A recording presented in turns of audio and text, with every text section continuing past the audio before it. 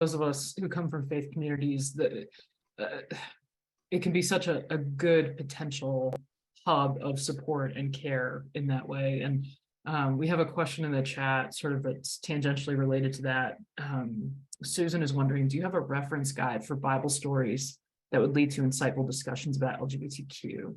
Okay, this is gonna be the next book that I want to write, because and I already said yes, Jesus is very adulty. So I'm my big disclaimer is like, don't say that's part of youth ministry, because you want to listen to it first. We care a lot about LGBT youth, but also as we do a lot of adulty kind of content in it.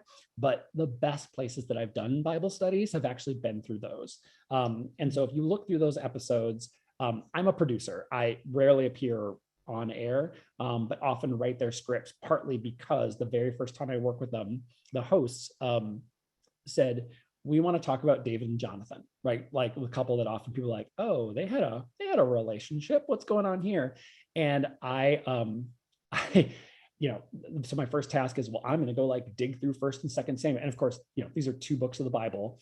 And it's pretty epic. I was like, we're going to skip through a lot of wars and a lot of other stuff just to be like, what are the times that David and Jonathan interact with each other? And you put that together and you go, oh my goodness, there was a relationship there. The first time that Jonathan laid, again, I don't want to spoiler alert it, but first time Jonathan laid eyes on David, which was after Goliath's death, Jonathan stripped in front of him and then pledged his fidelity to him in the moment, right? This is beyond West Side Story, love at first sight kind of moment. This is and they kiss, they cry. Jonathan's a double agent. Jonathan tries to like stand up to his dad. His dad actually calls him, honestly, good translation would be a son of a bitch. And we're reading this, and Daniel and Azariah, who come from a pretty fundamentalist tradition, say like, no one's ever talked about this story in this way. Like, and again, we can't call them bisexual. We can't call them a couple. Like, the world was very different then. But those show up. And so then it was like, well, let's go dig through and find what these other ones are. And so I'm going to rattle a bunch off super quick right now. I know I did before. And then go find those episodes. I will say, here's my other disclaimer. Because it's Yes, Jesus, we call them baked Bible stories, and the 2 hosts get high on weed and then tell these Bible stories to each other. I'm not high when I write the script, but also this has been one of their things. So if you are not a drug person, I'm sorry about that, but that's part of it. You can always see the logo says baked Bible story. You can see a little thing with that. Dave and Jonathan, Ruth and Naomi is an example of 2 women pledging their fidelity to one another. It's not a sexual relationship. It's not a romantic relationship, but it also is we are stronger together than we ever would be separately. There is Jesus and the beloved disciple, who we don't know who the beloved disciple is. Maybe it was Mary Magdalene, maybe it was John, maybe it was somebody else, but there is some like reclining and laying together, and I can be close enough to you to ask the hard questions of like, who is it that could betray you? I mentioned Esther and coming out. I mentioned Joseph of Genesis, and that the thing that we translate as coat so often in English, realizing that, and I didn't study Hebrew enough, Ketenet Pasim is worn by Joseph, and then is worn by King David's daughter, with the explanation of that is what daughters of the king wore. So princess dress might be a good translation.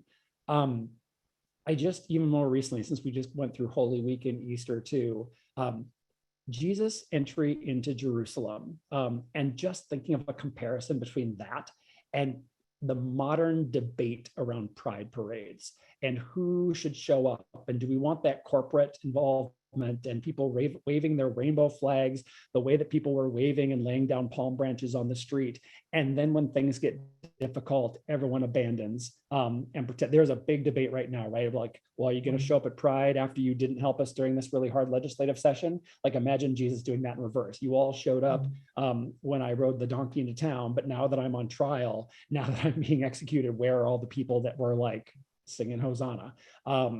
That sort of parallel shows up.